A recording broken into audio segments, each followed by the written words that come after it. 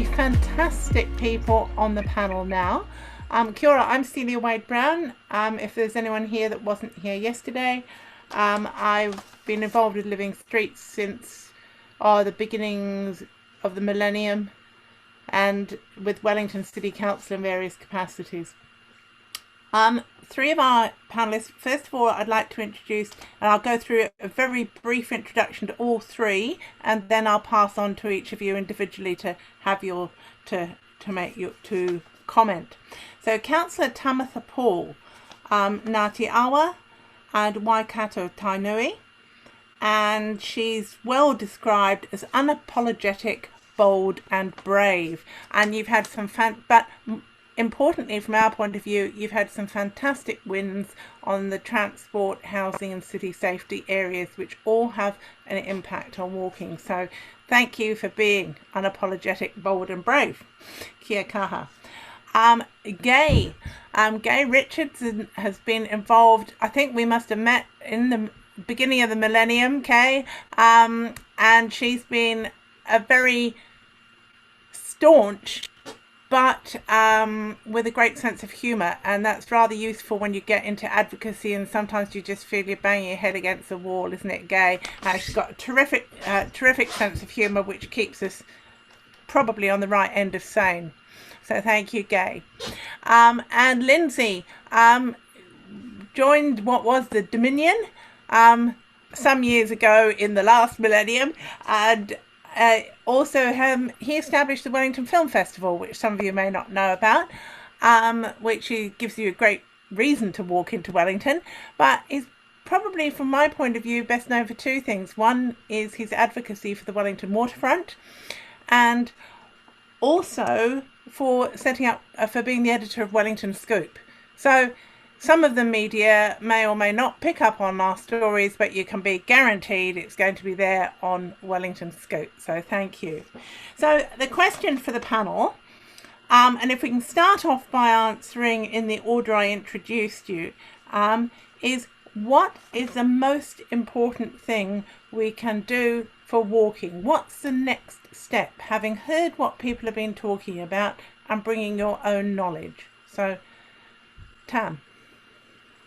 Oh, well, kia ora koutou. Thank you, Whaia Celia, for that really awesome introduction, and thank you just for being here and all of the work that you've done for Whanganui Aotearoa for Wellington. Just throughout my whole time on council, everything that I've been working on has been guided by things that you started. So thank you for that. And thank you everyone for having us here. Thank you, Ellen, for organising this kōrero. It's very important. And thank you, Roger. I caught the end of your presentation as well. So yeah, kia ora everyone. I'm Tamatha. I'm a city councillor for the Central City Pukehino Lambton Ward. And I guess my kind of areas of focus that I have is being the Deputy Chair for the Planning and Environment Committee with Iona Pannett, who's another Lambton Ward councillor, and my kind of key areas that I focus on are climate change, but I'm also really passionate about transport and how we get around the city, really interested in our central city and the way that that might be transformed to serve people, and also interested in youth issues, of course, being a young person as a councillor. So all of those different things. So what do I think the biggest thing we can do for walking?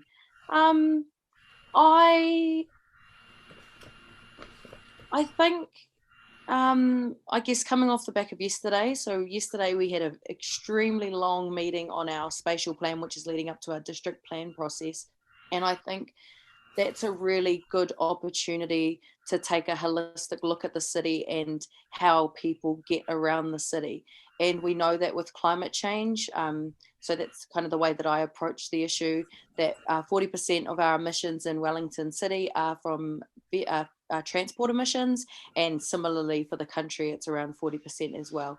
So really one of the biggest things that we can do to play our fair share in New Zealand and make sure that we reach our targets nationally and internationally is to give people alternative ways to get around their towns and cities. So we want to be moving people out of private vehicles where possible, and giving them alternative modes, whether that's on a bus, whether that's a train, whether that's cycling or walking.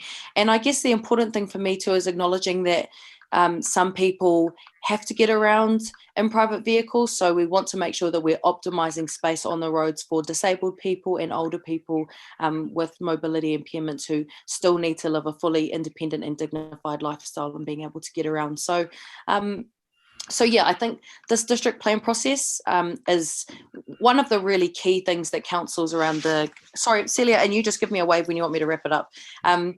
So the district plan is really the big opportunity to look at the way that we move about our city. And so I think, well, it's an opportunity for many different things actually, but I think when we're looking at the way people move about, we have to bring that we have to bring a just transition lens, and essentially we want to make sure that we kind of take a bottom-up approach. So we know that if we do our transport projects, if we orient them to our to users who haven't been tailored towards in the past or have been ignored systemically, that if we work from that approach, that it will work for everybody. So I guess one of the key things that we can look at through that process is how can we make it easier for people to walk and move about their neighbourhoods? How can we look at speed limits, footpaths, street layouts in general? And it's not just the way that it physically looks and the way that it's paved or curbs and everything, but it could also be lighting and making sure that there's not footpath clutter and all of those things. So there's lots of exciting opportunities going on at the moment. So Tam, can I just follow up on that with reference to Roger's measurements? You talk about being able to walk around the neighbourhoods. Would you be a little critical, in a friendly way, of being too focused on only the inner city, on that cordon around the inner city? Because maybe somebody lives in Newtown and they work at the hospital or whatever. I guess I definitely have a focus on the inner city, and I think that's where a lot of the big projects lately have been. So like the Golden Mile and Let's Get Wellington Moving are a lot of it is very CBD centric, even though we're trying to move away from that term CBD because it's not just about business, it's about people in the city centre. But that's why I think the district plan is important, because we, again, take that all of city approach and we can look at neighbourhoods and there's some, I think another thing that Wellington City Council can do better is actually utilising the experience of people in these neighbourhoods and also of students, because I saw a really cool project last year, and it was a design student from Vic, and they had identified parcels of council-owned land in the eastern suburbs that could be turned into walkways to enable more ease of movement throughout the neighbourhood. So I think it's really important that every local councillor everywhere is taking the approach on how we can repurpose our streets, because we know that they are very car centric, and we want families, people of all ages, people of all physical abilities to be able to move about, to see their friends and family in those neighbourhoods, and to have those communal spaces as well. So the green space and areas where people can move about and be present in their neighbourhoods. So yeah, so I'd say the big thing that we can do next is our district plan. It's a really big opportunity for Wellington, and I think in New Zealand generally, the Ministry of Transport and the government, I think it's not about finding new money. I think it's about allocating more money towards making sure that walking has an active modes of transport have more prioritization over roading budgets. And I think there's a lot of potential and opportunity to, rather than doing road maintenance all the time and restoring things to the same standard, we can actually look at the way that we embed universal design into every project that we work on. So that's a really cool thing that I think council's doing, and it's called Build Back Better. So essentially, we have a significant amount of money allocated to footpath maintenance, and really that just gets it back up to its normal standard. But really we want to be, every time we work on a pavement anywhere in the city, we want to build it back better so that it's actually taking into account best practice nowadays standards when it comes to universal access to moving around neighbourhoods and stuff. But I think I've talked heaps, so I'll leave it there. It's a very good, very nice point to move on to Gay, who may have some more views about universal access or other points, Gay, either in Auckland or across the whole country. Walkability. Tēnā koutou katoa, ko Gay Richards tōku ingoa. Yes, I'm from Auckland, so do have a slightly different perspective, which I will share. Also, I'm vision impaired, and so I have spent my life getting around by walking and public transport, pretty much solely those. I did demand a bicycle at a certain age and rode it on the footpath for about a year and then stopped. So there we go. That's my admission for the day. I think the critical perspective that I have is that accessibility is a human right, and being safe in our streets. And this is really critical for disabled people, particularly those that are vision impaired or are unable to drive, because that's my real disability in some ways. I often feel when I lived in London, I didn't feel I had that disability because nobody drove. So I think we have to make our cities somewhere along the same way. And some of that's public education, because actually Auckland public transport has got a whole lot better in the last 10, 15 years, but I don't think the public have quite caught up. And there's going to be lots of new things once CLR comes, so that's very great. One of the reasons I got into Living Streets, and I've been with Living Streets since before the earthquake, I know that because we had a conference in Christchurch previous to the earthquake. I got into it because my big concern was when I'm using public transport, particularly in new places, my big worry is, will I be able to cross the road when I've got there? And even sometimes it's, yes, you can cross the road. Well, you may arrive and you're on the right side of the road, so that's really handy. And then you discover that you want to go home and you have to walk about half a mile to find a parking place. So this is a really critical issue for vision impaired people. I think there's obviously lots of goodwill to change things. I haven't actually been in local government, but I have tried to be. And so a lot of my community where I live. Keep trying, Gay. Keep trying. Yeah, I think I've actually had done my day, but I've found a new way.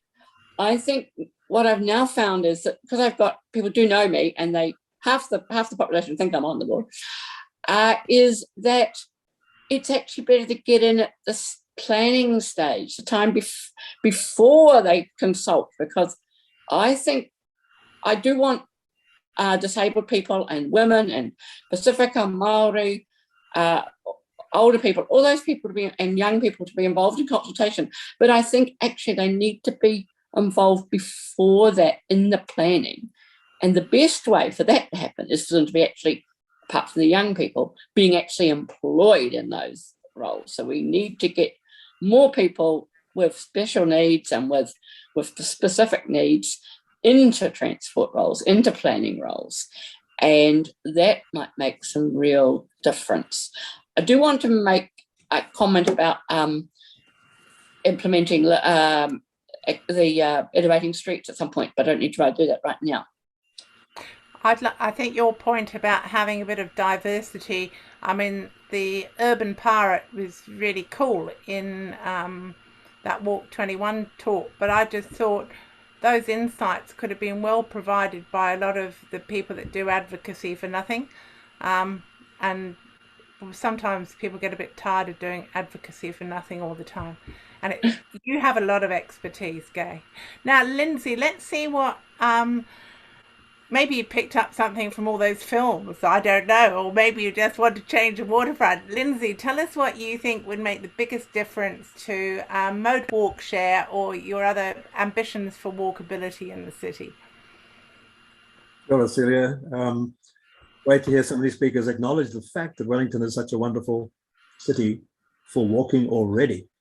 So many great walks in and around Wellington, for sure. But there's also an unhappy level of negativity towards suggestions that are made for making the walking ever better. A new example I can give you, I was standing outside Te Papa the other day with a senior Te Papa staff member, and we looked across the road at the enormous convention centre that's opposite Te Papa, and I looked at the space between them and I said, it's obvious this is just a perfect place for a great and wonderful and new traffic-free plaza, connecting the two big buildings with similar activities. And the senior Te Papa person said, oh no, it's not possible. And I said, why is it not possible? And I was told, because the traffic has to flow down there. I'd like to compare that statement with a similar situation that existed for years and years at the National War Memorial opposite the Cenotaph. Remember the days when State Highway 1 ran through the middle of the National War Memorial Park? And for years, this was obvious to everybody except the people who controlled the money. And nobody was willing to even consider the thought, the same thought, that they should get rid of State Highway 1 from the middle of the park. Then came the time when the major international centenary was going to be celebrated with coverage from all over the world. And suddenly Chris Finlayson and John Key realized that the entire world would see a major international event being celebrated in the park with State Highway 1 running through the middle of it. So quite suddenly, and with no thought for all the arguments that had gone on for a decade or more about why it should be done, quite suddenly they found the money and the Aris Tunnel was built. And suddenly the War Memorial Park became a marvelous new traffic-free area. And incidentally, Tory Street became greatly improved because a major difficult intersection was removed. So that was change happening by accident. But the main way I believe that we are going to achieve the aim, which should be to move traffic out of the city, the main way, I'm afraid, is just by continuing to campaign and campaign and campaign. When we started the campaign to try to stop buildings being erected all over the edge of the harbour in the CBD, think back to those days, cars parked along the entire edge of the waterfront from Oriental Bay right through to the railway station. They parked everywhere. And the only time they were moved off the waterfront was for an annual car race. That was what the civic authorities thought was a proper use for the space on the edge of the water. We started campaigning, and it took us about 10 years to persuade people that what should in fact be on the edge of the water was a pedestrian promenade, completely traffic free. God, they took a long time to agree to move the cars. They were very grudging in moving the cars off. I remember they moved them off as far as Queen's Wharf, but they still allowed them to park all over Queen's Wharf for some years. And of course, then there was Waitangi Park, renamed Chaffers Park, which was one big car park forever. And the civic authority said, but if we don't allow parking there, where will the cars go? The answer, of course, was that the cars went. The cars found somewhere else, or the cars stopped coming at all. So to achieve the obvious aim of moving traffic out of the center of the city, I'm afraid to say that long and hard campaigning must continue to change entrenched attitudes such as this one. I'll end with the thought, the wonderful thought that the Naranga to Petone cycleway and walkway is now actually happening. We struck a time when government money was actually available for it. But think back over more than a decade when that has been argued for. The group of campaigners for the Great Harbour Way campaigned, and their arguments were accepted as valid, but nobody was willing to pay for it. And now it's happening. So I just recommend that everybody keep on working at it. Great points, Lindsay. I just wondered if you would give, well, Roger's obviously still very engaged, a little bit of feedback on what needs to happen along Jervois Quay so that the waterfront can be a peaceful pedestrian paradise again. I don't have an answer. I don't have an answer for that one.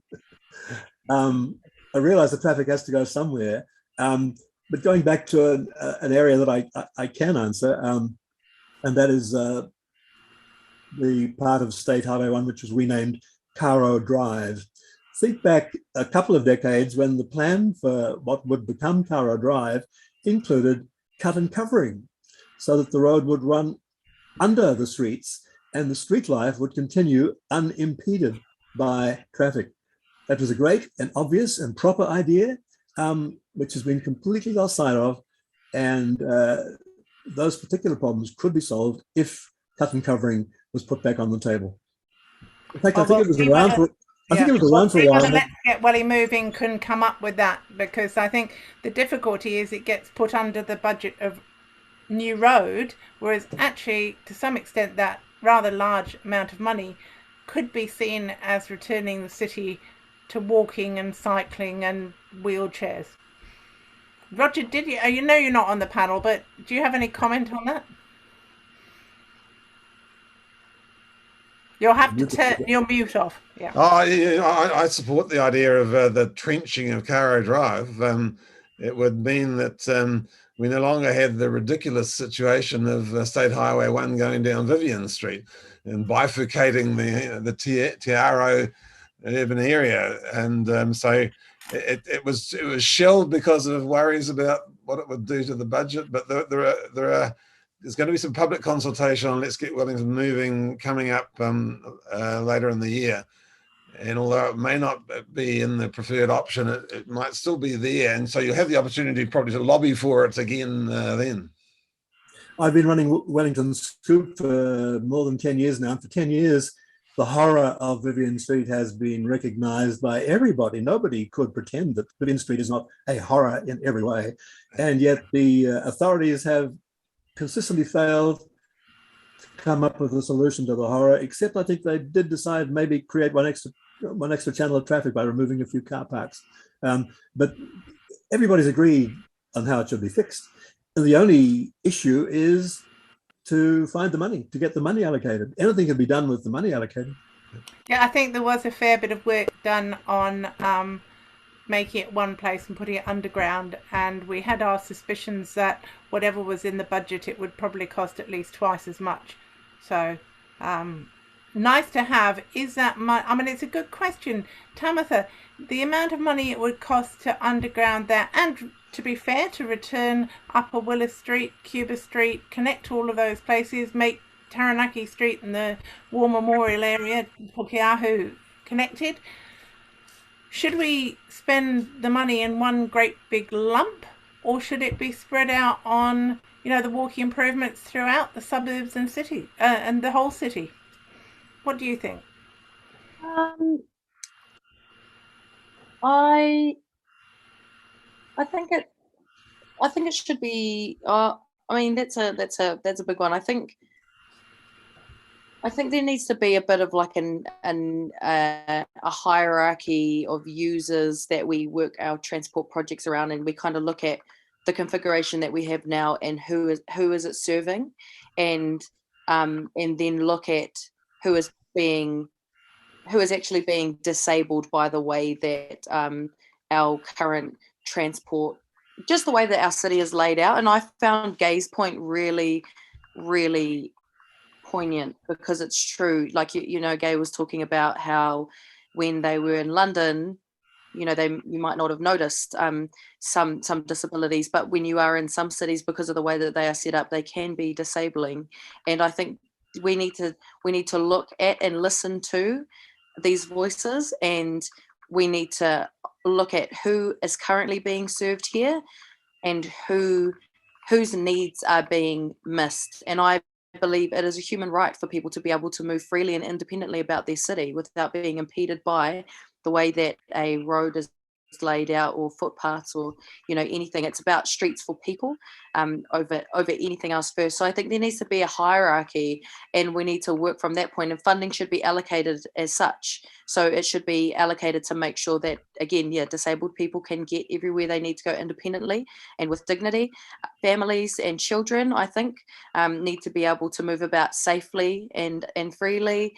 And then you make your way down that hierarchy of road users, and I think motorists should probably come last, because I think if we look at the history of spending, infrastructure spending in this country, it's always prioritized motorists. And I think but I guess looking at the question is really, is that money for trenching going to actually make that much difference to motorists, or is it actually going to make more difference to everybody else? Well, that's why you need a hierarchy to approach it. You need to look at what a project is serving, who it seeks to benefit. And again, if it's motorists, then I think it's something that can be stalled. But if the co-benefits of it are ones that serve other people, then other groups who have been let down by transport planning, then it can wait. To be honest, we've got to really start from groups who have been underserved and ignored by transport planning historically, I believe. Can I say a word in Lindsay, favour? spell the busting. Go. Can I say a word in favour of Cuba Street? Cuba Yeah. Street is the most popular street in Wellington. That's because a large part of it is traffic free. Go to Cuba Street in the morning or the afternoon or the evening, it is thronged with people. And that's disabled people as well as the rest of us. But there are 3 intersections across Cuba Street where motorists have the absolute priority. And everybody who's not in a car has to wait and wait and wait because the system gives the #1 priority to cars. This situation is intolerable, and this situation should be changed. It shouldn't be said, oh, maybe we should do this, or maybe we can't do that. It just needs to be fixed. If State Highway 1 was put in a cut and covered tunnel, not complicated to build, under at least 2 of the 3 Cuba Street intersections, then Cuba Street would become even more mighty than it is now. But without something being done about that, Cuba Street will remain our most popular street, but so many people will be impeded from getting the best use for it. Thank you, Lindsay. And Gay, coming back to changes that could be, I mean, with 2030 is not very far away. The urban form that will change through the district plan and so on will take a little while to come into effect. What are the sorts of things that you would see increasing walk mode share in the next year? Let's get a move on. Let's be urgent. Yeah, I just want to comment on the whole concept of cutting and covering. It's very alluring, and because I think it is actually quite nice, because a lot of motorists often say, put an overbridge in or put an underpass in for the pedestrians, and actually it'd be much nicer to push the cars underground and we stay on the surface. But I think it's very expensive, right. And I think it actually just goes on encouraging car use, and we don't really want the cars in there. So sorry. There are places in Auckland and Wellington where I think greater pedestrianisation would make a difference. You only have to realise that where most people go to shop these days is malls. Why do they go to the mall? Because it's an uninterrupted space where there's no cars. Once they've parked them in those damn big car parks, then they're free of vehicles. And I think urban planners don't seem to recognise that, or they just let that happen. So pedestrianisation is good. I've seen examples in Dusseldorf and it was mainly Dusseldorf. And around San Francisco, where they actually just took a whole motorways away from the waterfronts, and it didn't seem to affect the cities that much somehow.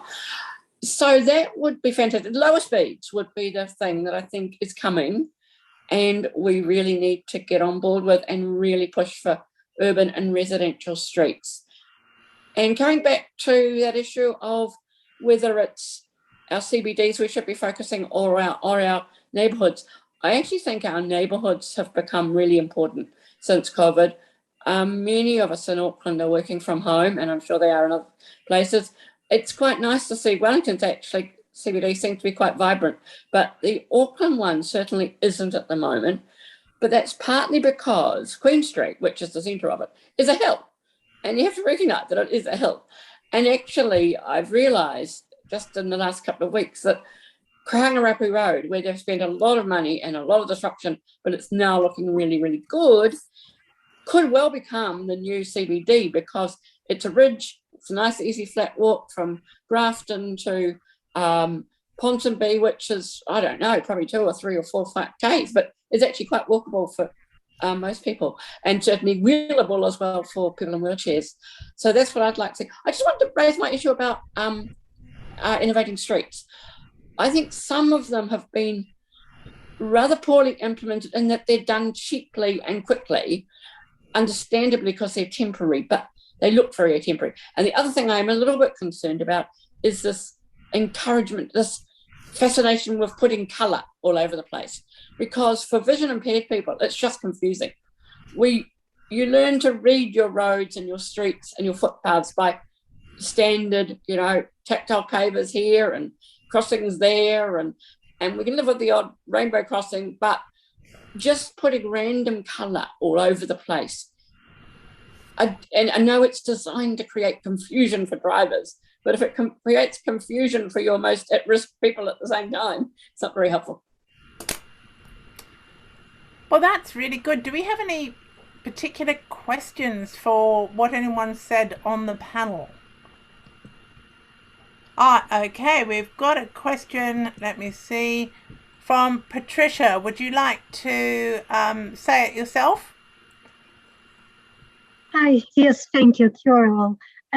Yeah, I would like to hear about what Guy thinks about our share space that we have increasingly in Auckland, such as Elliot Street or O'Connell, because from a full-bodied person, I think they're okay, but I know that they also present some risks for those that are not full-bodied. I would really like to know her thoughts about these spaces. Thank you. Was it for me? Yes, mostly. But other people can comment, but you lead off, Gay. I'm sorry, I didn't quite catch the question. It's really about the shared spaces like Elliot Street, how well they're working for people with disabilities, visual or otherwise. The blind low vision, as they are now, did do a lot of very good work in Auckland and made the planners provide a 2-metre strip on either side at the building line that is absolutely car free and vehicle free and should be bike free as well, presumably. And it was sort of demarcated so that blind people could tell where that was. And the rest was shared space, and if you felt comfortable to mix in that was okay. And I think that's quite a good way of doing it. I found the same in the new Auckland downtown square, where there's a lot of colour and a lot of vibrancy in the middle, and kids are skateboarding all over it. But at least if you go to the building line, you're fairly guaranteed that you won't be quite as much interrupted by that. So I think that's one thing. I think it's something, I think it was raised by Mary yesterday, that actually that is one principle that the Blind Foundation have pushed, is that the building line is where blind people like to be, because they can follow the contour of the thing, and they, you know, and they know where the shops and things. And so it'd be really good if there could be a planning principle that kept that building line free of clutter and free of other things. That's very constructive, how we can make it work for everyone. The other thing is, if you stick to the building line, you're likely to be dry as well. Yes. So it seems to me we've got 2 or 3 principles coming out of this. One is that you put the money where the priority is. So instead of getting like 3% of the budget, you really need to shift the pedestrian funding much higher. Secondly, that design involvement before you go out with a draft plan needs to involve a good diverse group of people. I mean, it seems most obviously people with disabilities, but also people with different lived experience.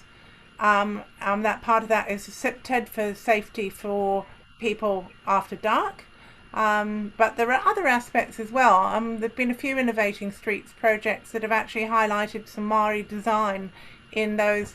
I know you're a bit dubious about the paint, Gay, but at least it's not all European flower pictures. So, and then there's a question about whether you actually, given we've got motorways or state highway going through Wellington right out to the east, you might be able to have a plaza between the conference centre and Te Papa, but you're probably not going to just be able to turn Vivian and Ghuznee into plazas without doing something else. So it might be worth that investment of sticking it underground and reconnecting Mount Cook through to the city. So those are 3 reasonably diverse thoughts to have come out of this very enjoyable conversation. So would you like to perhaps wrap up with the 3 panelists about your thoughts about what you've heard from Living Streets and how our advocacy can be more effective? Well, I start. Who's starting? Yeah, or you could. We'll do it in reverse order. So Lindsay, then Gay, then Tamatha. I just keep on advocating. I just say keeping on advocating is absolutely necessary.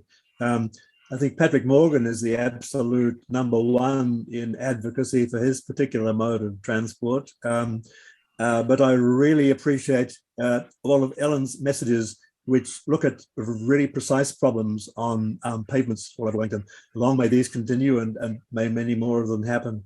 I'd just like to mention, however, the different definitions of shared pathways which came up. If you look at Wellington's Oriental Bay, historically that has always been a great promenade. It must have been there forever. So when the time came to formalize it, the space was there to create a magnificent new plan with plenty of room for walking, plenty of room for cycling, and motorists couldn't complain as well. But if you then turn to the south coast, which is one of my favorite places for walking in Wellington, looking out towards Cook Strait, if you do keep looking up towards the South Island, then the views are magnificent. But if you look the other way, the road, which is right alongside you, you are forever being hit by traffic noise and passing trucks. And for a particular awful period of months, there were the poo trucks as well, which had a smell as well as the noise. Now, it's very evident that the pedestrian and cycle pathway on the edge of the south coast should be much wider to cope with a large number of people who go out there every day, but particularly at weekends. But this would involve rethinking the amount of space and the priority that's given to traffic.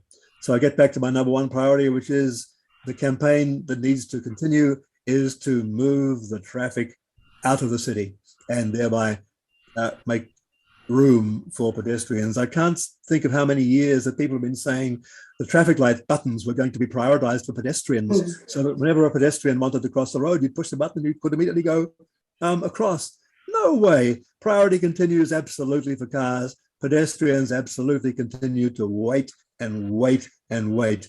Don't believe anybody who says it's going to be made different. Well, I hope I can. Until it happens. I think you might be about to be proved wrong after many years. And on the south coast, may I assure you that as a member of the Great Harbour Way Trust, we are now, given Te Aotearoa and the eastern harbours is on the way. We're turning our attention and trying to learn from places like the Lake Dunstan Trail that there might actually be a bit of cantilevering and there might be a bit of separation. So it won't be cheap, but thank you, Tamatha, for sticking enough money in that we might be able to do some of that. Celia, every time I walk on the south coast, I think of you out in your kayak. I look for you out in your kayak. Yeah, I got very wet in the surf at Lisle Bay not long ago. Yeah. Fortunately, we haven't expanded the remit of this conference to include kayaking. Okay, Gay, your thoughts?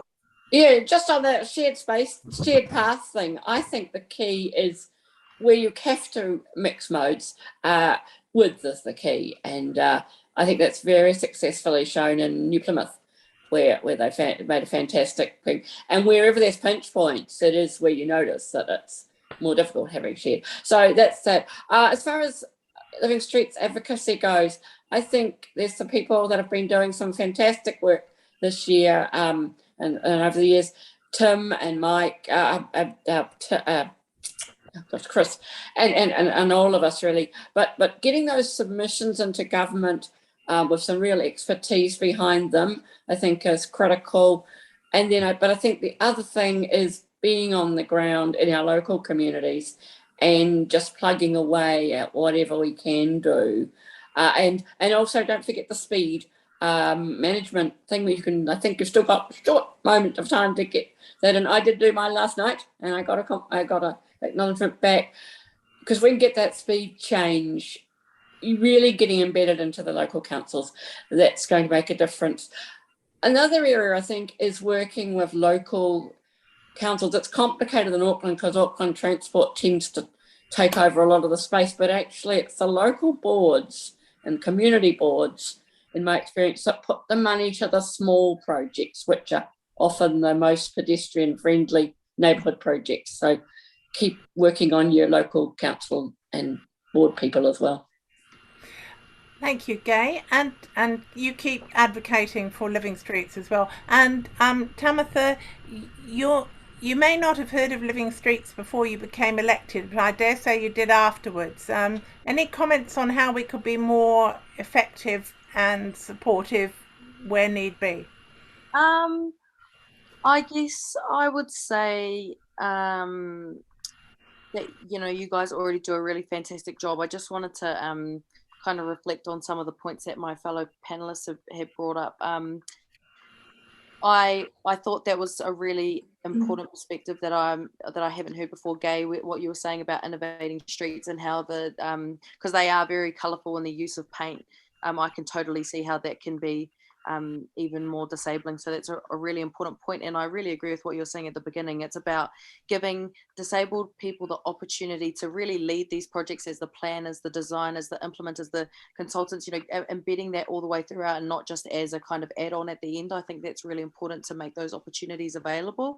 And what Lindsay was saying about really this is about moving the traffic out of the central city. And I've had a really exciting year so far. I guess the biggest, most exciting thing for me this year has been my work on the pedestrianisation of the central city and what we're kind of calling at the moment fossil fuel free CBD, but really it will have a cool, exciting name. And I think that's a really big opportunity. Like Gay says, it's about lobbying local councils to be bringing vision, because I think that's what we need local representatives to do, is have a vision for our neighbourhoods and for our city centres to be all about people and ensuring that they can move freely and about those cities. And so for us, we've learned heaps from Auckland's Access for Everyone project. I really loved their whole pedestrian only zone throughout the city. And so we're investigating how could we have a pedestrian only zone going throughout the central city here in Wellington, where people can get to where they need to go without having to stop for cars and stop at traffic lights and stuff. And it's quite cool. We're working with Let's Get Wellington Moving and Tim Fitzpatrick, who did Access for Everyone. And what's been really exciting about that project too is that we have three major priorities or three values that will underpin this work, and they are accessibility for everybody, they are mode shift for climate change, and livability. So that's thinking about green space and space for community, and crime prevention through environmental design, so increasing city safety. So I think for me, in the design of that project, it's all about listening to disabled communities and what we can do to serve them and to really centre their mana throughout this process. And I think Living Streets, I know Ellen certainly has been such a strong advocate, and I'm really lucky that to be able to learn from her in the local sense, being one of her ward representatives. But I think Living Streets, just keep doing what you're doing. You have a powerful voice, it's strong, it always gets through, and we listen, and we're happy to take your lead. And I think the really cool thing about this is, like Lindsay reminded me a couple weeks ago, this is actually a good issue in terms of being pretty agreeable across the political spectrum. I think all people of all different colours and stripes politically can agree that we need to reclaim these spaces for people and for those who have been let down by our transport system. So yeah, I think just keep up with that. And I think just on that thing you were saying, Celia, about how through innovating streets, people have utilised like Māori design and stuff through that.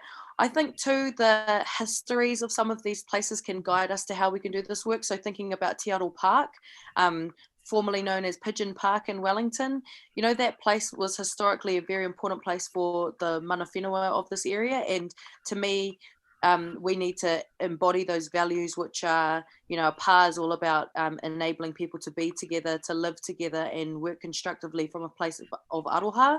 So, you know, when we look at pedestrianising Dixon Street and really bringing together all of those pedestrianised areas to make some sort of a cross there, it's about harnessing those values that have always been here that we can return to in order to support the whole